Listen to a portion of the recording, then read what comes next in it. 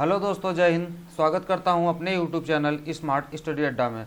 दोस्तों, आज का टॉपिक है घटना चक्र का मॉडल नंबर 8 यूपी पेट के लिए जो कराया जा रहा है। बाकी 1 से लेकर के 7 तक चैनल पे अपलोड हैं। आप लोग नहीं देखे हो तो देख लीजिए, काफ़ी हेल्पफुल होगा आपके एग्जाम के पॉइंट ऑफ व्यू से। दोस्त, माउंट आबू स्थित मशहूर जो दिलवाड़ा मंदिर है वो किस धर्म से संबंधित है? आपको पता है दिलवाड़ा जैन मंदिर है। कहते नहीं कि दिलवाड़ा जैन मंदिर कहाँ है? माउंट आबू में। ठीक, तो वो किससे है? जैन धर्म का है। चलिए दोस्त, अगला प्रश्न देखते हैं। पृथ्वीराज चौहान ने डाट से विवाह किया था। वह उनके शत्रु जयचंद्र गढ़वाल की बेटी थी। उनका नाम क्या था? संयोगिता। ठीक। चालुक्य वंश का महान शासक कौन था? चालुक्य वंश का जो महान शासक था, अच्छा, चालुक्य वंश के जो संस्थापक थे वो कौन थे पहले ये जान लीजिए। संस्थापक थे तो पुलकेशिन प्रथम था और पुलकेशिन जो द्वितीय थे ये महान थे। ठीक, महान शासक ये थे। पोलो या चौगान खेलते समय किसकी मृत्यु हो गई थी? पोलो या चौगान खेलते समय कुतुबुद्दीन ऐबक की मृत्यु हुई थी। ठीक। निम्नलिखित में से किसने दीन ए इलाही धर्म की स्थापना किया था या आरंभ किए थे? तो 1582 ईस्वी में अकबर। बीरबल जो थे वही एकमात्र हिंदू थे जो दीन इलाही धर्म को स्वीकार किए थे। निम्नलिखित में से कौन उग्रपंथी नहीं थे? आपको नाम से देख करके पता चल रहा होगा। गोपाल कृष्ण गोखले जो थे महात्मा गांधी जी के गुरु थे। तो जब गांधी जी ही नहीं थे, सत्य और अहिंसा के मार्ग पे चलते थे, तो फिर उनके गुरु कैसे हो सकते हैं? तो गोपाल कृष्ण गोखले उग्रपंथी नहीं थे। ठीक दोस्त, अमृतसर संधि का जो अमृतसर संधि किसके किसके बीच हुआ था यह क्वेश्चन पूछता है। तो राजा रणजीत सिंह और अंग्रेजों के बीच। राजा रणजीत सिंह और अंग्रेजों के बीच हुआ था। ठीक, कब हुआ था दोस्त? ये हुआ था 1809 ईस्वी में। इंपॉर्टेंट है, ध्यान रखिएगा। सीमांत गांधी, फ्रंटियर गांधी किसे कहते हैं? खान अब्दुल गफ्फार खान को कहते हैं। ठीक है। निम्नलिखित में से किसने 1935 के जो अधिनियम के बारे में कहा था कि यह एक कार जिसमें ब्रेक तो है पर इंजन नहीं? किसने कहा था दोस्त? आप अपने आंसर लगा चुके होंगे। सी राजगोपालाचारी। कौन बोले थे? सी राजगोपालाचारी। दोस्त, यमुना नदी का उद्गम स्थल क्या है? यमुना नदी का उद्गम स्थल जो है बंदरपोच है। ये कहाँ है? उत्तराखंड में। ठीक है। और गंगा नदी का उद्गम स्थल कहाँ है? आपको ये भी पता होना चाहिए। तो गंगा नदी ये इधर से देखिए अलकनंदा नदी आ रही है। ठीक है। और इधर से आ रही भागीरथी, दोनों मिलकर के गंगा नदी का निर्माण करती हैं। देवप्रयाग में मिलती हैं उत्तराखंड से। ठीक है। ये संतोपंत हिमानी से निकल रही है अलकनंदा। ठीक है। आइए आगे देखते हैं। निम्नलिखित में से कौन सा एक सबसे सूखा स्थान है? इसमें से सबसे सूखा स्थान कौन सा है इन चारों में से? यह है लेह, लद्दाख। आइए अगला देखते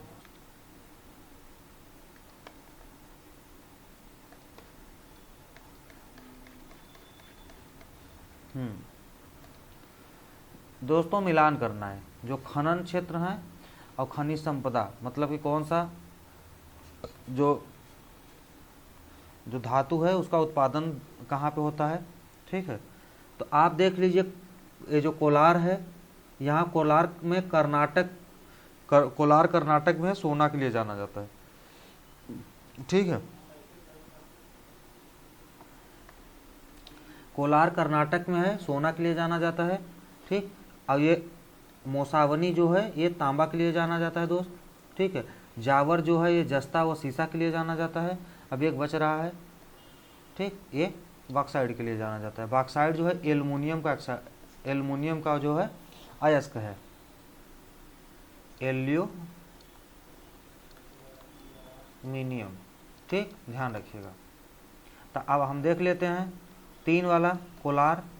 3 1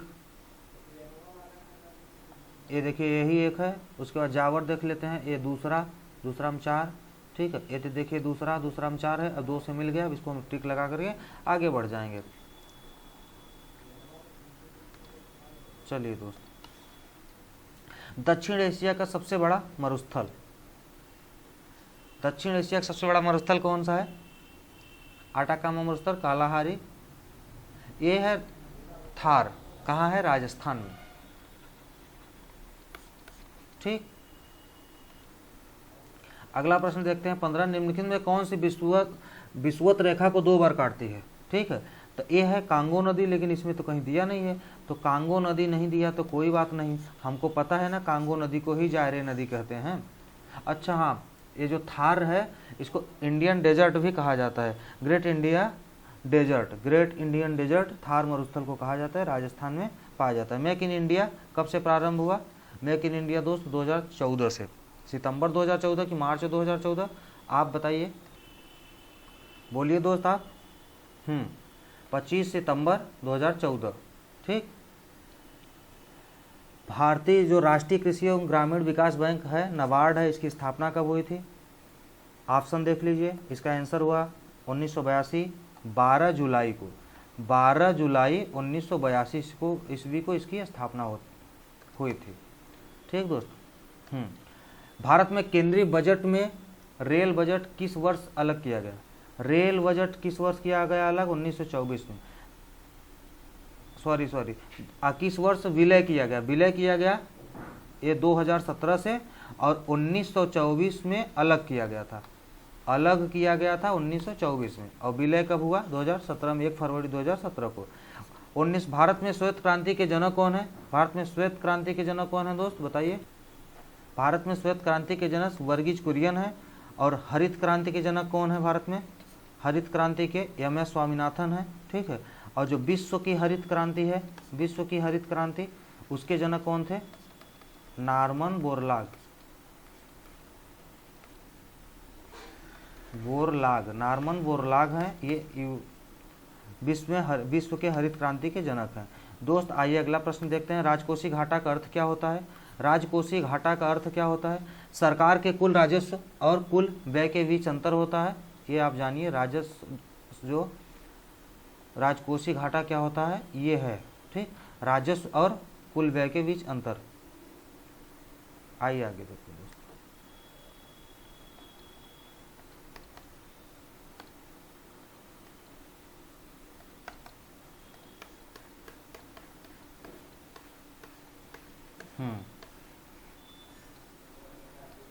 भारतीय संविधान में अवशिष्ट शक्तियों का विचार कहाँ से लिया गया है? जापान है, कनाडा है, दक्षिण अफ्रीका और अमेरिका। इसका आंसर होगा कनाडा, ठीक है। जापान से क्या लिया गया है? विधि निर्माण की प्रक्रिया जो है वो जापान से लिया गया है। संविधान संशोधन दक्षिण अफ्रीका से। मूल अधिकार राष्ट्रपति का पद जो है, मूल अधिकार राष्ट्रपति का पद, और न्यायपालिका की स्वतंत्रता, ये सब कहाँ से लिया गया है? अमेरिका से। चलिए दोस्त आगे देखते हैं, भारतीय संविधान का कौन सा भाग है जो संविधान संशोधन से संबंधित है? संविधान संशोधन से तो हम आपको बताते हैं भैया, देखिए जो भाग 20 हो संविधान संशोधन से है, ठीक। भाग 15 जो है निर्वाचन से संबंधित है। भाग 17 जो है राजभाषा से संबंधित है, राजभाषा। भाग 18 क्या है? आपात उपबंध से, आपात उपबंध। भाग 20 क्या है? संविधान संशोधन से। उत्तर प्रदेश के प्रथम मुख्यमंत्री कौन है? उत्तर प्रदेश के प्रथम मुख्यमंत्री कौन है भैया? सुचेता कृपलानी प्रथम मुख्यमंत्री थे। एनी बेसेंट 1917 में कांग्रेस की पहली महिला थी, जो अध्यक्षता की थी 1917 ईस्वी में, और पहली भारतीय महिला 1925 ईस्वी में सरोजनी नायडू, कानपुर अधिवेशन, ठीक। चलिए आगे देखते हैं, राष्ट्रपति मंत्रिपरिषद के सदस्यों को, राष्ट्रपति जो है मंत्रिपरिषद के सदस्यों को बर्खास्त कर सकता है लोकसभा अध्यक्ष की सहमति से, आपात स्थिति में प्रधानमंत्री की सिफारिश से, अपनी स्वयं मर्जी से। अपनी स्वयं मर्जी से कुछ नहीं, प्रधानमंत्री की सिफारिश से मंत्रिपरिषद के सदस्यों को बर्खास्त कर सकता है। क्योंकि मंत्रिपरिषद जो है दोस्त, ये लोकसभा पे, जो लोकसभा है मंत्रिपरिषद, हाँ मंत्रिपरिषद सामूहिक रूप से लोकसभा के प्रति उत्तरदायी होता है। ये इसका आर्टिकल हम बताना चाह रहे हैं आपको। आर्टिकल 75 का 3 है, क्वेश्चन पूछता है। आर्टिकल 75 का 1 जो है, 75 का 1 क्या है, प्रधानमंत्री की नियुक्ति है, और 75(4) क्या है, प्रधानमंत्री के शपथ का प्रावधान किया गया है। चलिए आगे देखते हैं। भारतीय संविधान के अनुसार सरकार के कितने अंग हैं? 1, 2, 3, 4, 3 अंग हैं, कार्यपालिका, न्यायपालिका और विधायिका। डायोप्टर किसकी एसआई इकाई है? एसआई मात्रक क्या है? डायोप्टर, ठीक है। तो इसका आंसर क्या होगा भैया? डायोप्टर जो लेंस की क्षमता मापते हैं डायोप्टर से, ठीक है। डावसन जो होता है, डावसन जो होता है, डावसन से क्या होता है? ओजोन तरंग, ओजोन के लेयर मापते हैं डावसन से, ठीक दोस्त। आइए आगे देखते हैं। यदि एक लोलक निर्वात में दोलन करता है तो इसकी समयावधि घट जाती है, बढ़ जाती है, अपरिवर्तित रहती है, पहले बढ़ती है फिर घटती है। क्या होगा इसका आंसर दोस्त? ये अपरिवर्तित रहती है, ठीक। भैया आगे चलते हैं। निम्नलिखित में से बेकिंग सोडा का रासायनिक नाम क्या है? बेकिंग सोडा, इसे बोलते हैं खाने का सोडा, ठीक है, खाने वाला सोडा इसे बोलते हैं, ठीक है। इसका एक नाम है सोडियम, सोडियम बाइकार्बोनेट होता है, सोडियम बाइकार्बोनेट। एक मिनट दोस्तों,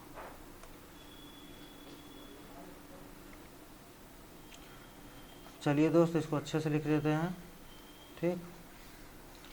खाने वाले सोडे का रासायनिक नाम क्या है? सोडियम बाइकार्बोनेट, बाइकार्बोनेट, ठीक है। ये जो बाई लग गया ना तो एक खाने वाला सोडा है, और सोडियम कार्बोनेट रहेगा ना तो धोने वाला सोडा होगा। हालांकि इसका जो आंसर होगा, इसमें सोडियम हाइड्रोजन कार्बोनेट, ठीक है। चलिए, नियासिन जो विटामिन बी कॉम्प्लेक्स ग्रुप का एक विटामिन है, नियासिन कौन सा रोग है जो किस विटामिन की कमी से होता है, कौन सा रोग है? तो नियासिन विटामिन 3 का रासायनिक नाम है। इसकी कमी से पेलाग्रा रोग होता है दोस्त, रतौंधी विटामिन ए की कमी से, ठीक है, और रिकेटस विटामिन डी की कमी से होता है। विटामिन सी का रासायनिक नाम है स्कारविक एसिड। आइए देख लेते हैं। विटामिन सी का रासायनिक नाम है क्या? स्कारविक एसिड।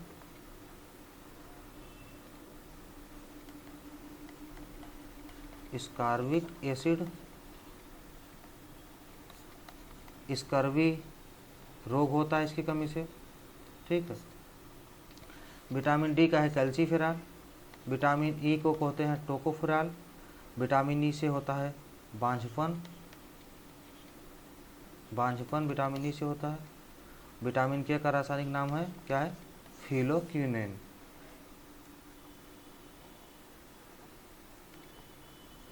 चलिए आगे देखते हैं, हम लोग अच्छे से बाद में पढ़ेंगे। यहाँ से क्वेश्चन प्रैक्टिस और सॉल्व करेंगे। कौन सा एक सही खाद्य क्रम श्रृंखला को दर्शाता है? तो सबसे पहले क्या होता है? घास, मेढक, कीट, गरुड़, सर्प। घास, कीट, मेढक, सर्प, गरुड़। देखिए इसका सबसे पहले होगा घास होगा, फिर घास को कौन खाएगा? कीट खाएंगे। कीट को फिर कौन खाएगा? मेढक खाएगा। मेढक कौन खाएगा? सर्प खाएगा। सर्प कौन खाएगा? गरुड़ खाएगा। इसका ऑप्शन होगा बी। चलिए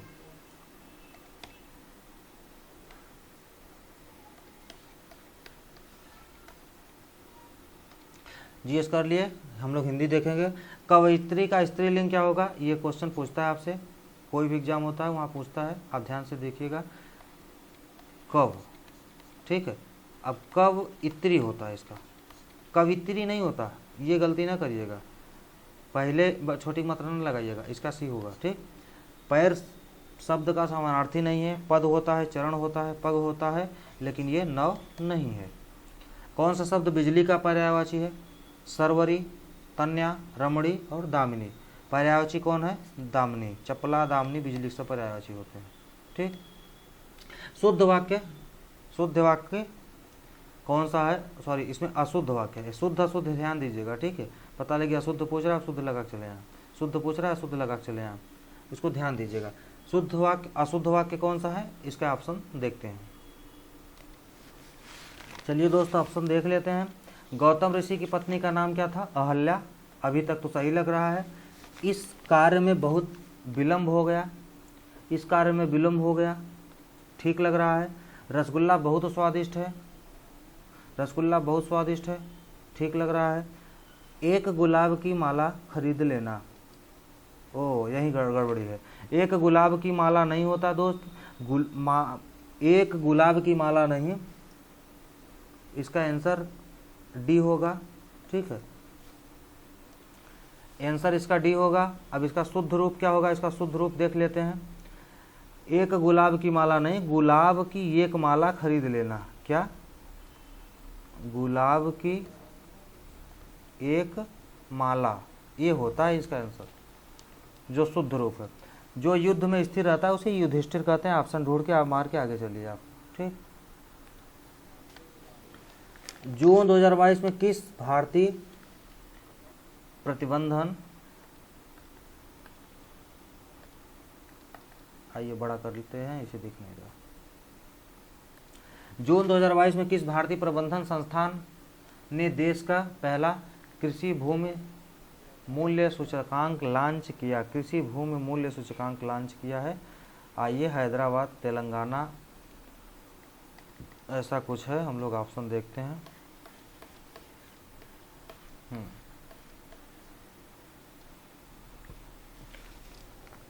इसका दोस्त होगा IIM अहमदाबाद, लखनऊ, अमृतसर, इंदौर। अहमदाबाद होगा। फरवरी 2022 में शुरू किए गए सार्वभौमिक टीकाकरण कार्यक्रम का जो सघन मिशन इंद्रधनुष 4.0 को राज्यों केंद्र शासित प्रदेशों में कितने जिलों में संचालित किया गया? इसका जिला 416 जिला, ठीक दोस्त। चलिए आगे देखते हैं। ये क्वेश्चन बहुत इंपॉर्टेंट है, 53 वाला, याद रखिएगा। फरवरी 2022 में किस सुरंग को 10,000 फीट से अधिक की ऊंचाई पर स्थित सबसे लंबी राजमार्ग राजमार्ग के रूप में वर्ल्ड बुक ऑफ रिकॉर्ड द्वारा मान्यता दिया गया? प्रश्न ध्यान से पढ़िए। इसका आंसर क्या होगा दोस्त? अटल सुरंग होगा। 9.2 किलोमीटर इसकी डिस्टेंस है। क्या है? 9.02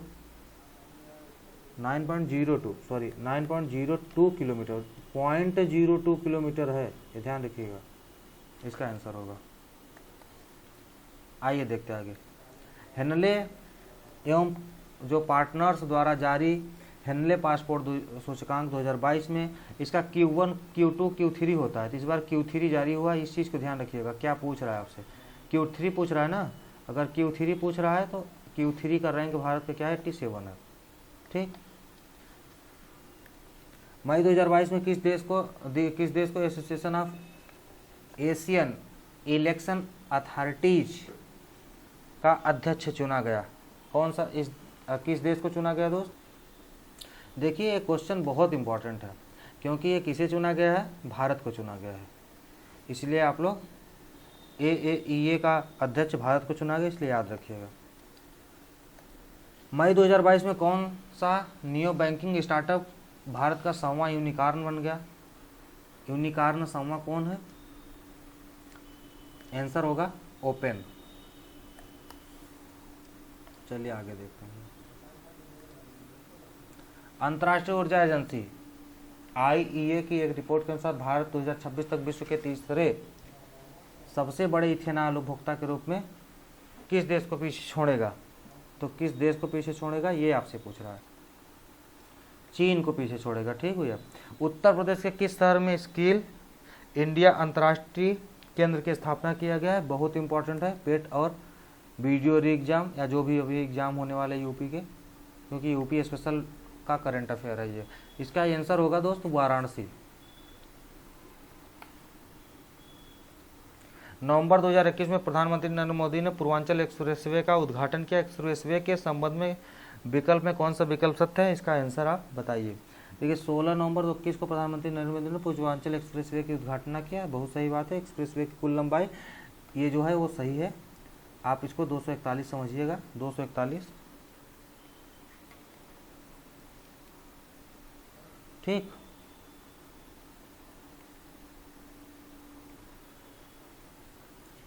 दोस्तों ये पहला ऑप्शन सही है। दूसरा देखते हैं, एक्सप्रेस वे की लंबाई कितनी है, 341 किलोमीटर है, ये देखना जरूरी है। ये सही है, इसको ध्यान रखिएगा, लंबाई पूछ सकता है। एक्सप्रेस कहाँ से कहाँ तक चल रही है, लखनऊ से गाजीपुर तक चल रही है, ऑप्शन सी गलत है। ऑप्शन सी इसलिए गलत है क्योंकि बलिया दिया है। ठीक है, इस एक्सप्रेस वे पे सुल्तानपुर में 3.2 किलोमीटर का वो हवाई पट्टा बनाया गया है। कहाँ पे बनाया गया, सुल्तानपुर में।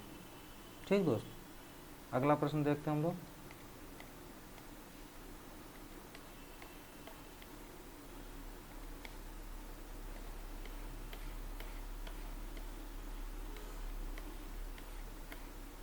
चलिए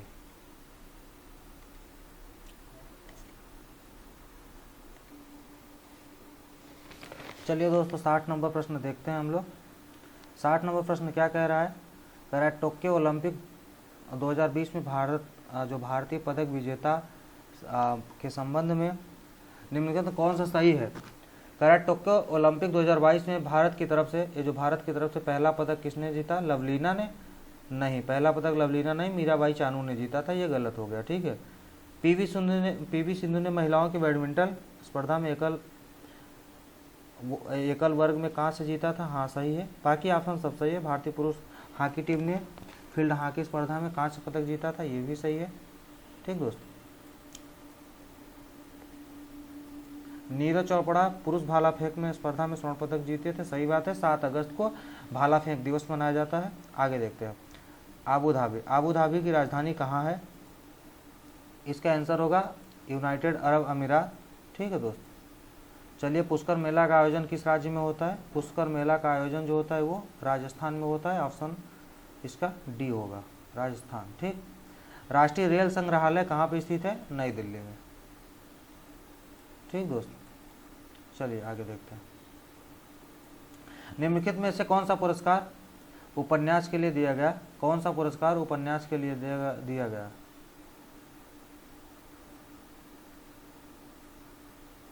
ये कौन सा प्रश्न है भाई, हाँ दोस्तों इस प्रश्न को ध्यान से समझ लीजिए। कौन सा पुरस्कार जो है उपन्यास के क्षेत्र में दिया जाता है, तो वो बुकर पुरस्कार है। ठीक, जो 1084 की माँ पुस्तक के लेखक कौन है, इसके पुस्तक के लेखक कौन है दोस्त, इसका आंसर क्या होगा, महाश्वेता देवी। ठीक, बी ऑप्शन। चलिए, भारतीय संसद में कितने सदन हैं, भारतीय संसद में कितने सदन हैं। देखिए सदन पूछेगा तो सदन 2 लगाइएगा, और भारतीय संसद कितने लोगों से मिलकर के बनती है, तो एक होता है प्रेसिडेंट। ठीक है, प्रेसिडेंट, राष्ट्रपति, लोकसभा, राज्यसभा।